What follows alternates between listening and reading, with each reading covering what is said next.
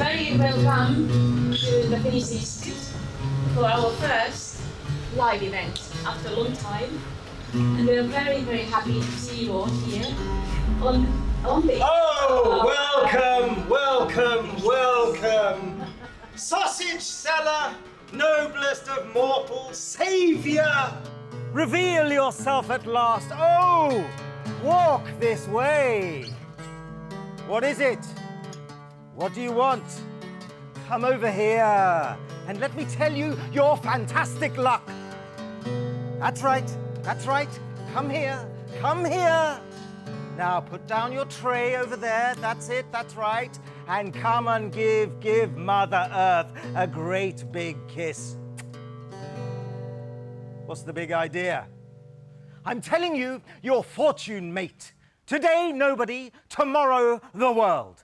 Big boss of Athens, highest of the high. Look, mate, I haven't got time for games. I've sausages to sell and tripe to wash. Tripe? Look out there. Do you see them? Do you see the people? Rows and rows of people. They're all yours. I see them. What of it? They're all yours. They'll all be under you. Market, harbour, assembly place, all yours. Councillors, walk all over them. Generals, spit in their eye. Police, give them 20 years. The town hall's all yours to keep all your women in. Me. You. I see you don't see. Get up on here. Come on, get up on here. Now then, what can you see? The sea? Yep.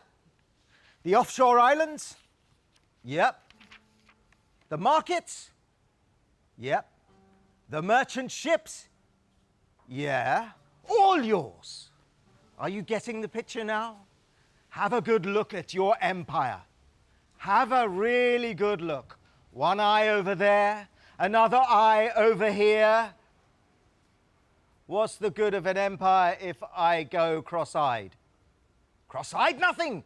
You'll be a millionaire. A millionaire. It's all in the oracle. You'll be the boss, the man himself. You're joking. The man himself? How can a sausage seller be the man himself? Because of your background. You're an expert in tripe. You're vulgar, loud-mouthed, low. You're just what you need for a career in politics. But I don't deserve. Don't deserve? What do you mean you don't deserve? What are you? A gentleman? Me? No. I'm scum. Exactly. Scum. Just right for public life. Look, mate, I've had no education, never went to school. I mean, I can read a bit. Keep it dark. Shh. It could ruin everything. We don't want honest men who can read a bit to lead people. We want low-down scum and swine. It's all yours. Grab your chance. The gods have handed it to you on a plate here in the oracle. What oracle? What does it say? Here. Look. It's a kind of riddle, but listen. When the leathery eagle, old cricket claws, swoops down on the low-down snake in the grass, the bloodsucker, yea, verily, then shall the brine and the paphlagon's tannery acids be gone, and a heavenly halo surround men of tripe. That is, unless they go on selling sausages. I don't get it. What's that to do with me? The leathery eagle? That's paphlagon. Old cricket claws. Yes. Speaks for itself. Old cricket claws goes everywhere, grabs everything.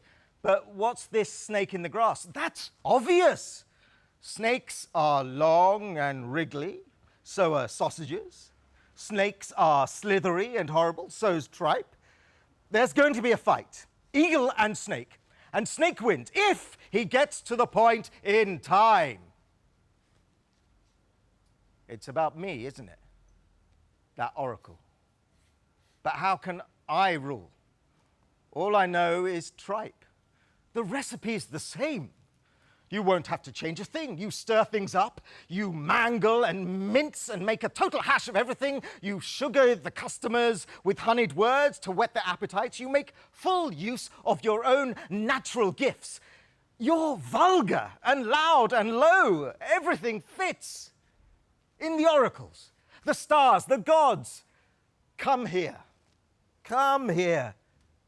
and put on your crown and have a drink. To thick as two short planks, up yours, all right, he's all yours. Just a minute. I'm not doing it all on my own. I'll need help. Who's on my side? All the people at the top are all yellow, and all the people at the bottom too. There are 1,000 knights who hate his guts. They'll help. Plus, every honest citizen, plus all this educated audience. All this educated audience, plus me. And the gods as well. We'll all lend a hand. In any case, you won't need to see him in person. The mask makers were all too scared to model him, but everyone sitting here will recognize him. No one here is a fool. Oh my God, I think help. I think he's coming. I think he's coming.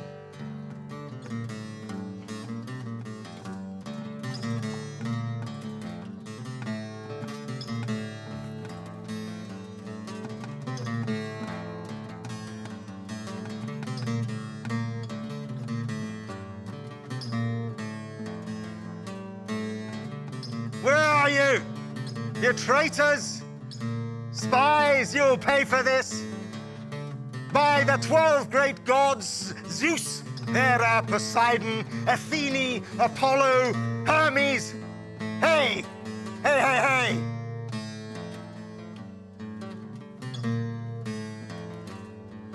What's this? What's this? A wine jug? An enemy wine jug, I knew it! Don't move, wherever you are. We've got you. The whole place is surrounded. You're done for now.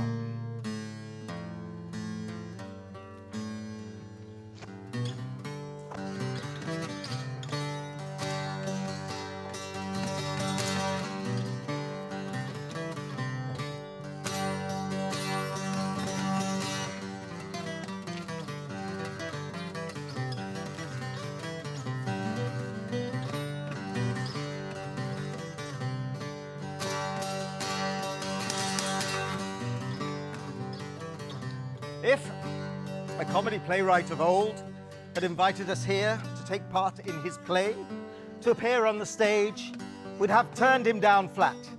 But this man, Aristophanes, shares our dislikes, tells the truth, and courageously rides the storm in the teeth of the whirlwind. Aristophanes, yes, that's the name. Are you puzzled? Not heard of it before? Why is he kept in the dark so much? Is he shy? Or is he just lazy? I'll try to explain. He's in show business! Show business! Comedy's tough! It is tough, trust me, it's tough. Doesn't fall for the first man who asks, and the audience is tougher. You lot are tougher. He knows that your praise is like blossom in spring, very nice while it lasts. But when spring turns to autumn, you don't want to know. When your heroes are past it, they're dead.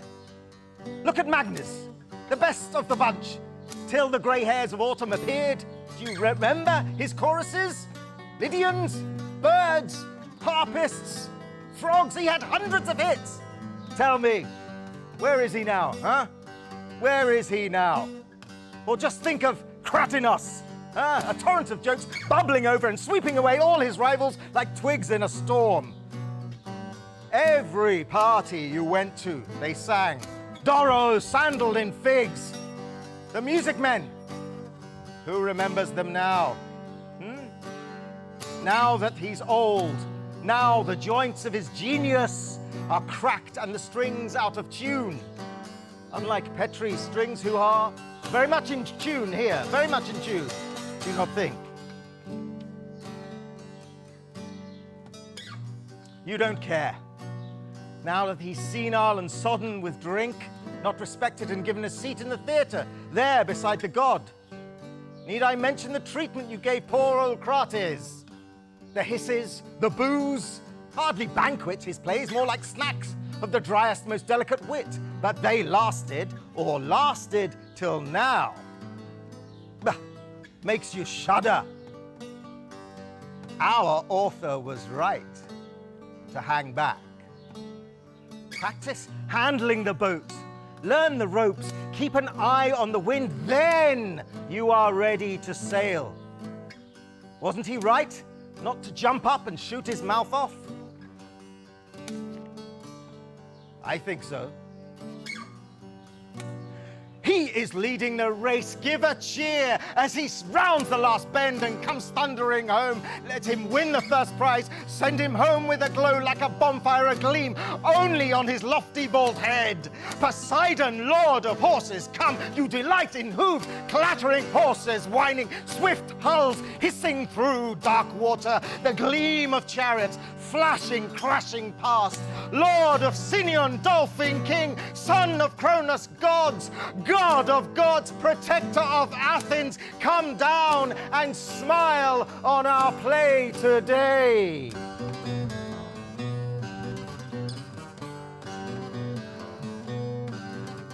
I think you should dance. Up you get. Come on, let's have a dance. I'm not going to do this on my own. I need you to dance. Come on and dance.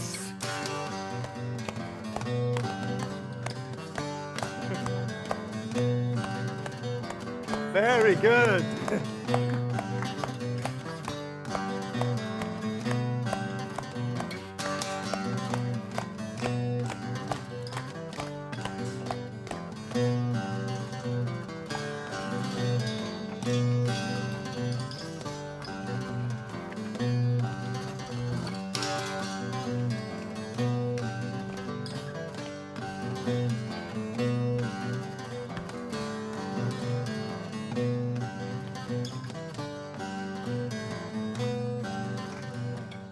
Praise to our fathers, the knights of old, brave men to a man, fine patriots, victors everywhere on land and sea, an ornament, a credit to the state.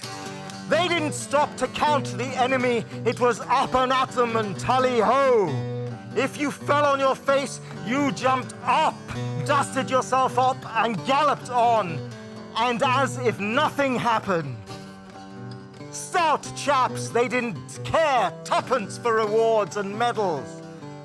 Not like today. Unless your pay's guaranteed, you won't fight. That's not our way. We fight for the gods and the honor of Athens, not cash. We ask just one reward. When we've won, don't grudge us hot baths and curly hair.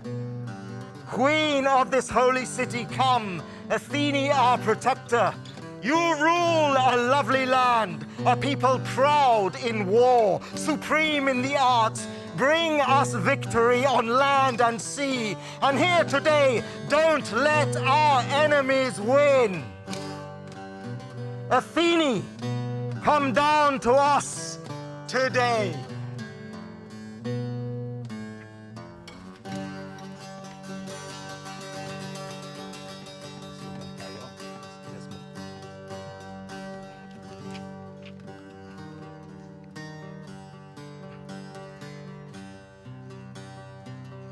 Who's making all this noise? Go away. You're messing up the flowers. Oh, Paphlagon. What is it? What's wrong? They're beating me up, him and those knights, because of you. Me? Why?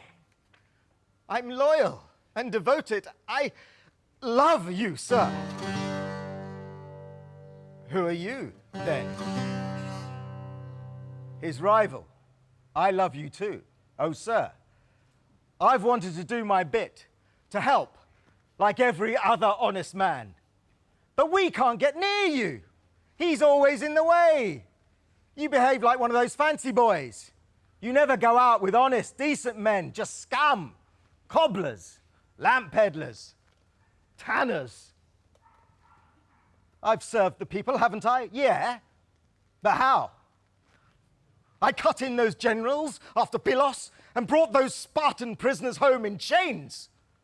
I cut in on the cooks from the kitchen and grabbed a plate of someone else's stew. Look, sir, why not settle it here and now? Sit here and judge which one of us loves you best. Oh, no, don't do that. Not here, anywhere but here. Of course, here. I like it here. This here is my place, where the people always meet. That's done it. That's done it. He's quite bright inside at home on his own, but once he has to bend his mind to politics, out here his brains go soft and his mouth gapes open as if he was sucking figs. Quick. Quick. Batten the hatches, slacken sail, break out your arguments, your net of words. He's sharp and mean and sly. Thunder and lightning, swamp, destroy.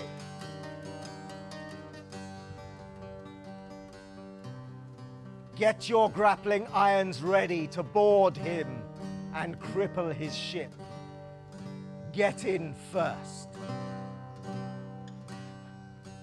Queen Athene, if I win this fight, if I prove I love Demos the best, let me go on doing nothing like now. Let me scrounge off people like now. For if he loves him best, I lose, and I'll be sliced up and made into shoes. Master Demos, if he wins this fight, if he loves you best, chop me up into mincemeat and grate me like cheese. Slice my bollocks off and serve them up for tea. Master Demos, there's no one on earth as devoted as me. When I came, I took charge of your money. I squeezed and tormented and begged just for you. What's so great about that? I could steal, I could do better than any man for bread. It's not that he loves you. He loves himself and his seat by the fire. Look at you, the great hero of Marathon, sat on a stone. Does he care? Does he care? Does he hell? Here. Here. I've brought you a cushion. Lift up your distinguished behind. Lift up your distinguished behind, sir. There you are. So much better. There you are. Thank you so much. My dear boy, do tell me your name. What a patriot, loyal and true. You soon found the right way to his heart. It's a well-trodden path, you should know. Sir, there's no one who loves you like me. I'm devoted, I'm loyal, your best friend, his best friend. You refused to make peace. 8 long years you refused, while his friends, refugees from the country, were forced to make homes out of barrels and crates. When ambassadors came to take peace and make peace, all you gave them was kicks up the arse. I was thinking of him. Look, this war must go on till he conquers all Greece. He's the champ, and I'm keeping him fit. I'm his trainer. I see he wins. You don't want him to win. You want bribes and extortion and plunder for you. Keep the war going. It's making you rich. Keep the people half-starved in the dark, worried stiff in the palm of your hand. Once there's peace, he'll go back to his farm, build his strength up on porridge and greens, and discover just how he's been had. Then you'll all suffer. He'll call out the dogs and come out looking for trouble. So cheat, cheat, cheat while you can. Stuff him silly with dreams. Sir, don't listen. It's slander and lies. I'm your savior, your hero, your friend.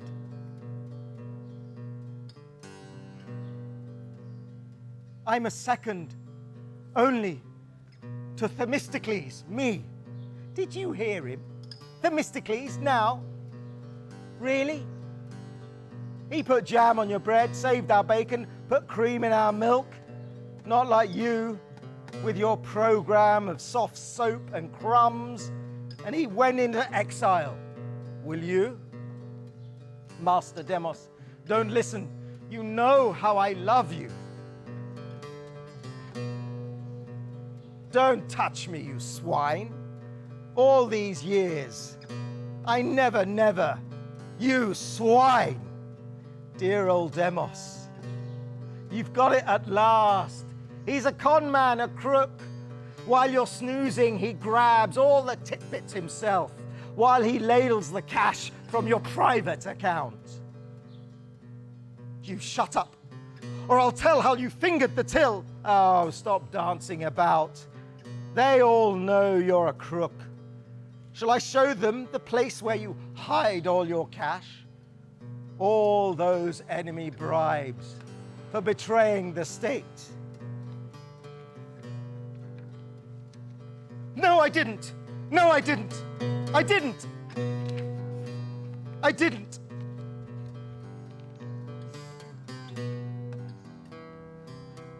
Dear kind master, you don't want to listen to him. Can't you see? I'm the best friend you'll ever have.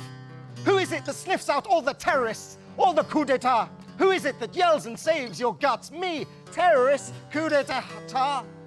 You're like them fishermen who go on looking for eels. If they find nothing there, if the waters are calm, and they ferret about in the mud and slime till they find what they want, like you and your bribes. Just look at you, the biggest cobbler for miles around. And you won't even spare a patch for his old sandals.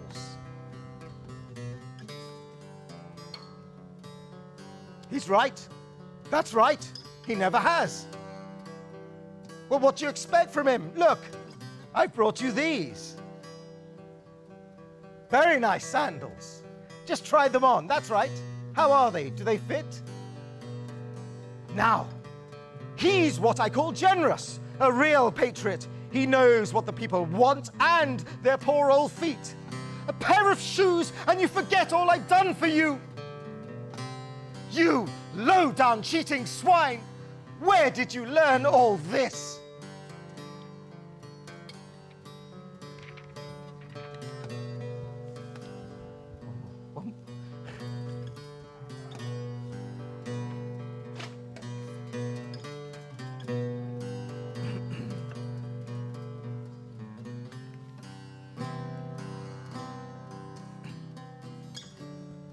Brilliant! Brilliant! Pause, take a running jump. Just what he's fit for, just what he deserves. Now then, you, come inside with me to dinner. You can have this place. It's yours. Put on the dinner jacket and follow me. The rest of you, deliver Paphlagon to his sausage stall, where all his friends, all his victims can go and laugh at him.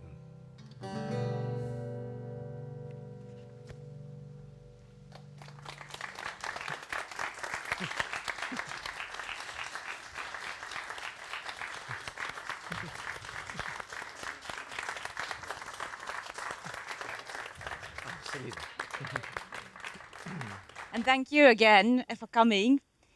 We were thinking of having an introduction, but then we thought in the end But it's better to start with the play, and then explain a little bit what was going on after you've been thinking yourself what was probably going on.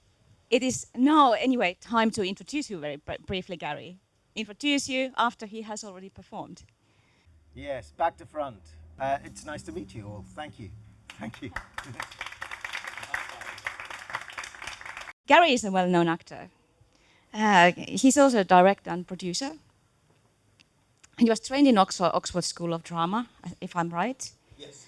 And he has performed extensively, mostly in London, but also all over the UK, and in France and other places.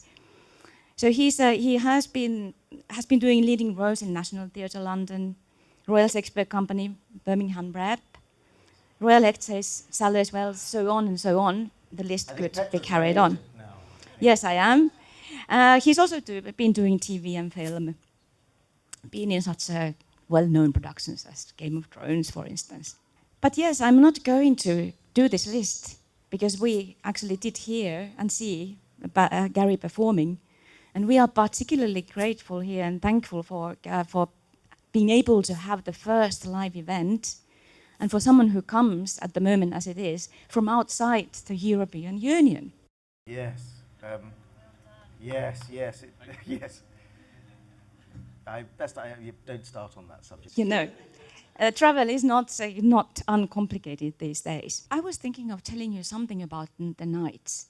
That must be, for most of you, quite familiar as such, but there are some little details which hopefully came through the Gary's performance, the recital, because we gave him free hands to choose from the plays the parts and extracts that mostly, I guess, in your mind characterize the message as we read it today, or as you have been reading the play.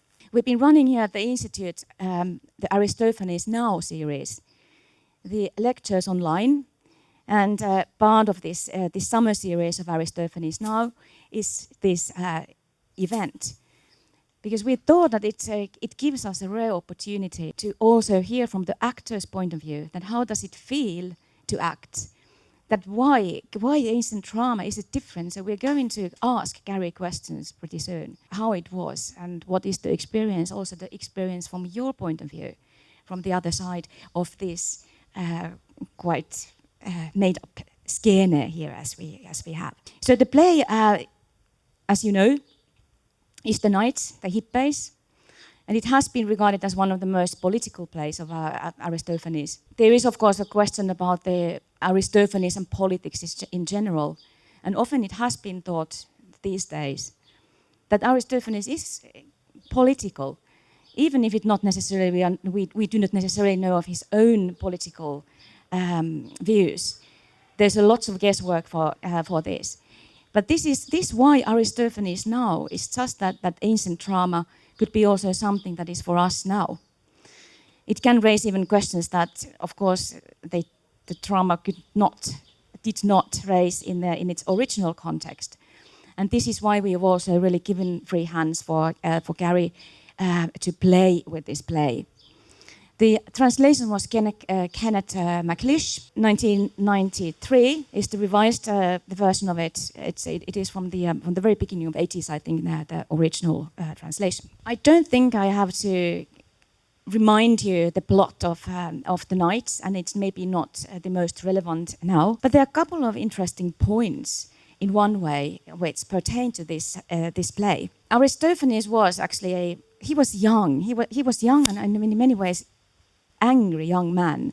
We have to remember that he was only in his 20s when he wrote this. So even though the scholars have used lots of time pondering on his politics and in political ideas, was he actually an aristocrat himself? Did he hate these populist politicians so much? Why did he do it? And so on and so forth. Nevertheless, he was only in his he was 20 around. Same age as myself. So could there have been just very uncomplicated reasons behind his hatred, his really, really extensive and explicit hatred towards Cleon, the Bufflagonian tanner? Why we have here a bit of a tanning setup.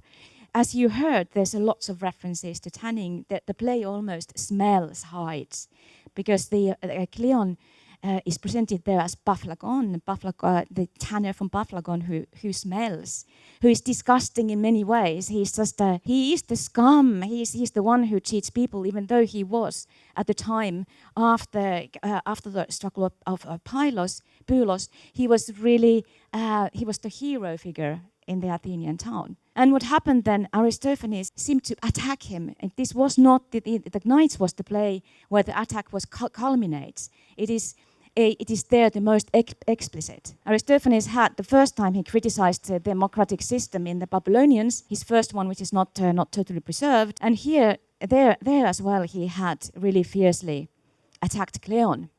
Cleon then raised the tribune, he raised the case against Aristophanes, and well, what happened then? Aristophanes comes back with knights, and not a long time after that, nevertheless, Cleon is elected a general in Athenian system. Does this ring any bells of the political events that we may have around us these days as well? So he tried. But as I said, there could have also been much more uncomplicated and mundane reasons behind his hatred of Cleon. Maybe there was a argument in the party, in the symposium. Maybe there was a girl or a boy. We can just guess. Well, I had prepared you an introduction to the Knights. With the plot, we can discuss that later on. But I actually think that we start our discussion so with a couple of questions, and I would hope we would all be very happy to hear your point of view, your experiences of hearing these extracts from the Knights. But before doing that, I am thanking again Gary and Petri Lahtinen, who has his own music. He did it in a pace of a couple of days, so it's well done, Petri. So I'll ask you first, and then we can continue the discussion. How was the experience? How do you experience as a modern actor performing Aristophanes today? Well, first of all, I have to say thank you for inviting me, a non-European, coming to read a classical Greek translation in English underneath the Acropolis was, first of all, a great privilege, so thank you. Yes, I feel very, very honoured. Even though to read it in English, it would have been better if I was reading it in Greek. But for me, the play is about a connection to the audience. So regardless of your audience, I think, in a contemporary sense, the connection between actor and audience and playwright and audience is very key. So that's essentially what, as a performer and self-directing yourself, you tend to focus on, hence the constant references to the audience, and you have to physically make the audience work. And I apologize for that, but you accepted gracefully and brilliantly, so thank you. So that takes work, but it also takes a sort of bravery, really, and a commitment, which I think is in the text, in the translation that I used. Does Aristophanes talk to you then? How does he talk, if he talks to you? From a personal perspective, I think if he was around today and I phoned him up or FaceTimed him and said, listen, they want me to do your play, and I'm not a scholar on the subject, he'll say, do it how you want, Gary. So I sort of went with that. And yes, I think he is political, but I think he lets the audience make up their own minds, and possibly the actor too. Then I have one different kind of question here. Our masks were made by Kostas Danos.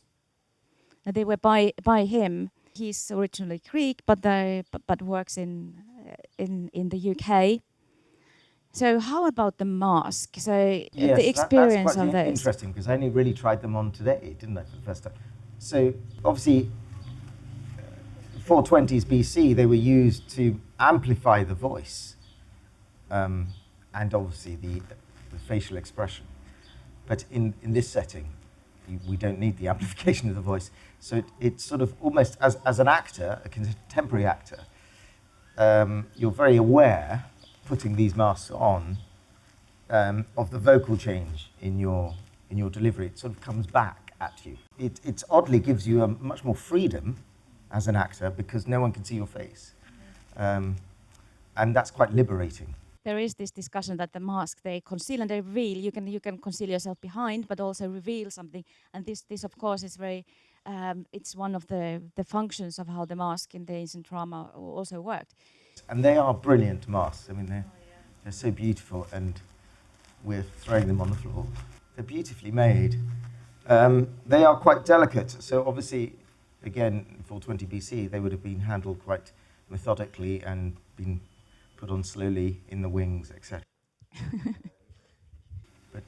but here we're using them much more visually and using them quickly, so that wouldn't have been the case then. So you're as a contemporary theatre actor, you're just adapting all the time, really. And of course, the sound comes right back in your face. So it's almost like an amplification in your own mind of the text. This mask, of course, they are not even, they tried to be reminding the ancient Greek comedy masks, but this one here we wanted to have it because they originally were full head ones, as we have understood, and so this was the closest that we could find that gets to the mask that you can wear in the potentially 42 degrees heat as well. They are beautiful, I think. Then I have a last question before the other ones, and that concerns the acting. How do you think that the ancient actors managed their task? Because we know that they were so good. There was the first 2-actor rule, as we know from Aristotle, and then it was extended after Aeschylus to 3 actors, and the same actor had to handle multiple characters. So how do you think that they did this from the actor's point of view, from your experience of this work? That's an interesting question because anthropologically we haven't changed that much. So they'll still be speaking from the diaphragm, using the largest muscle, coming up the esophagus, coming over the vocal cords, creating sound, just like a wind instrument. So vocally, it would have sounded the same, but they would have had, I think, much more time with the mask. So traditional classical mask work would take a long time to get to know your own mask, to get to know your character, months, years, and then it would be in a very gradual process. And the respect for the mask. So the idea that the mask cannot just be thrown around like it was today, but placed very, yes, and all those things.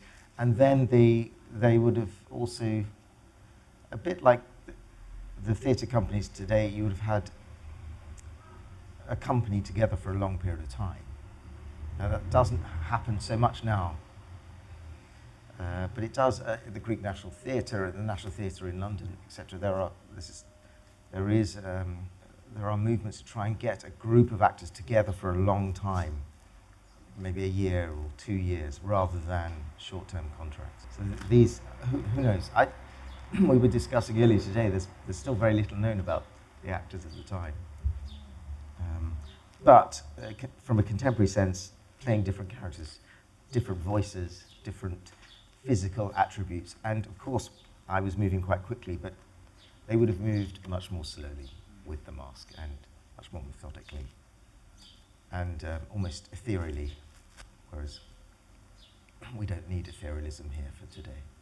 So, dear audience, your time to ask. It's an extension of that last question, and it's for the two of you. Thank you very much, and perhaps also for people in the audience. But do we know very much about the relationship between the performers, the actors, if that's what we're going to call them, and the mask makers? But I can probably elaborate a little in terms of modern theatre. Regardless of the medium, when I'm working in film, television, or theatre, I often have to wear a wig, or have something put on. You have a real connection with the wig maker, and the makeup artist, and the mask maker. So there is a real personal connection. in And contemporary. a creative connection. Yes, yes, Potentially exchange in the definitely, development of that definitely. expanded character. First of all, it was a great translation. And my first thought was, oh, these are so contemporary themes about celebrity and about populism. But in fact, or unfortunately, maybe they're eternal, they're not contemporary. It's very easy to connect to this text. But what I wanted to ask you as an actor, I get the impression with comedy. I mean, we know that at some point they broke fiction and turned to the audience and spoke, perhaps, I mean, not as the characters, but commented on contemporary things. But I have a feeling that the actors would have they would have needed to be prepared to improvise because of the plot, for example, because the portrayals, there would have been so obvious references to people probably present in the audience and their friends and their enemies. So I felt this today. I think there would have been a lot of interaction, really, but not planned interaction. So do we know anything about that? We have the manuscripts fixed in their canonical form, but I'm wondering if comedy was not really much more of an impromptu interaction with the audience where the good actors could find very quickly the right line. It's interesting what you say, how that idea of knowing a good audience member and immediately directing your delivery to the ones who are offering you something back. And that's an interesting, and I think contemporary actors, certainly theatre actors, will do that. They love an audience reaction. They love it. It creates a invisible line of communication. Everyone would have understood that Cleon was meant. Yes. So people would have started shouting, "Hey Cleon, what do you think about that?" Yeah. And you wonder if there was any freedom from the actor's side to quickly respond, like a stand-up thing. And actors love to do that. They love to improvise. Directors don't necessarily love actors doing that, and playwrights certainly don't. And if you go to I've worked at various theatres all over the UK, but somewhere like the Globe, the audience is very much there. So the improvisation is certainly a factor, and sometimes detrimental to the overall play, Yes. because it can go, and that's why directors tend to try and cut it out in rehearsals, but actors do love it. And I also think that there had to be a new play every year. The rhythm was quite tough in that sense that it had to be temporary, it had to be there. So to bring your message, if you had the message, okay, now I hate Cleon, so you had to really improvise there with the audience as well. And that's why I think it was really an idea that you brought the dance. Just go and move. And it's quite interesting because, so working at the National Theatre in London, sometimes you get the odd royal arriving, and we all knew that we were told for some reason that the royal was in, and it did change us all. We didn't want it to, but we were all suddenly aware. Yes. And that did affect the show. Thank you very much. It was a wonderful performance and a fantastic inspired idea too, Petra. Thank you. But following on what Jenny was saying, if you do have an audience of thousands of people and there are hecklers in the audience who really want to play with you or are disturbed by what you're saying, it would be out of control. I mean, there must be some very meaningful respect between the audience, keeping their distance in a way, because you could almost have a riot on your hands between different factions of supporters and not supporters, and then you've got the patron who might also be in the audience of that particular, I mean, Aristophanes might have left at some point, but there might still be the continuum of the play. And that's key, I think, in contemporary theatre. I also think there has to be a respect from the actor to the audience. Sort of contemporary stand-up comedy has eroded that respect, I think. Sometimes the ridicule of the audience in contemporary stand-up comedy is very different, whereas in a play or I think actors have to respect the audience as well. I have a very funny story that I should bore you with. my parents don't come from a theatre background at all. It was my first job out of drama school. We were doing Don Juan in a place called the Battersea Arts Centre in London, a very small studio space. And it was my first job, and I didn't have a big part. And I was on towards the end of the play, Don Juan, and all the actors kept coming backstage going, the whole bloody audience are eating sweets. The whole audience are eating sweets. It's awful. They're ruining the performance. And I sort of went out and did my scene, and I saw my mother, who wasn't a theatre goer, my mother in the audience, with a big box of Quality Street, and she was just handing sweets out to the audience. And she wasn't really watching the play. She was watching other people watch the play, which she found more interesting. And I thought, actually, it's for us to, who cares? Who cares that she's doing that? So, of course, I went backstage, and I said, that's my mum. And of course, all the actors were like, oh my God, we're so sorry, we're so sorry. But then I realized we have to respect the audience. Who cares? You know? Who cares if there's a riot? Really? You don't care? I think it depends, because you're on stage, you're generally away from the fighting. No, you would care, obviously, but you want to provoke a reaction as an actor on the theatre. You want to yes, obviously a riot is a huge exaggeration. I've never been involved in anything like that. But I think you want a reaction, and the stronger the better. Thanks very much for the performance. I understand that you are at liberty to choose which passages to include in your performance. So I was wondering, how come you chose the bit about the unjust fate of old comedians? I mean, it was quite a big part of your performance. Yes, I felt the notion of a debate excited me. And so that was my reason, and the idea of ridiculing comedy or the performer was interesting in a sort of quite morbid, paradoxical way. So yes, it was just a personal choice. Yeah, I don't mind attacking actors or performers. Thanks a lot for a really wonderful performance. I'm just wondering whether there's something about the reception of the contemporary reception of the play that sort of drew you to it. Whether there's something about that you picked up on that you drew for your own performance. Absolutely, it was just the contemporary connection, particularly the political connections that interested me, excited me, and the in our time, I think we're going through a sort of big transition. As a species across the world, there seems to be this big change happening, and I was interested and excited by that. So it was initially, yes, what first grabs me, I think partly because of the time frame we had. Obviously, if we had 4 weeks rehearsal, then we'd do a lot more. But and we could do, because I only arrived yesterday, you have to choose well in advance what you're going to do. But if we were doing a proper piece of theatre, we would now spend another 4 weeks going over these passages, and obviously then things may change. But initially, it was a personal connection to the political connections to contemporary life.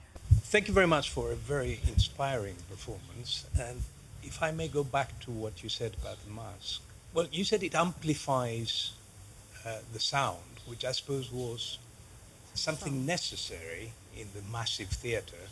But does it also negate the personality of, do you feel that it negates the personality of the actor? So you're not you're just drawn into the demos, the crowd. Absolutely, and what it does is just enables the audience to simply focus on what is being said. Yes, absolutely. It neutralizes the actor. Does that matter to you today? It's more difficult. It's more difficult. It's more, yes, much more difficult. But it doesn't really bother me personally as an actor, because you're there to kind of serve the text and serve the piece you're working on. So if it works, and the director says, no, I don't want to see your face, you generally have to trust that. You have to let go of your own ego.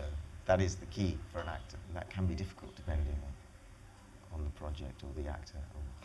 But yes, it's up to you. You have to neutralize yourself, and that's of benefit to the text. So it's all about democracy. Yes. It's the theater that matters. Anyway, thank you. We're going to have a little reception afterwards. Just a couple of words about the our very quickly made up props. We chose a bit of a theme of tanning, because it actually Nights is full of it. And this is the one example that if you look at a text with certain type of eyes, you can read there, you can find a lot. So we all if someone is interested in democracy and politics, so of course that's a different message. But if someone like me, I'm interested in tanning, so this place can also be a good response to that.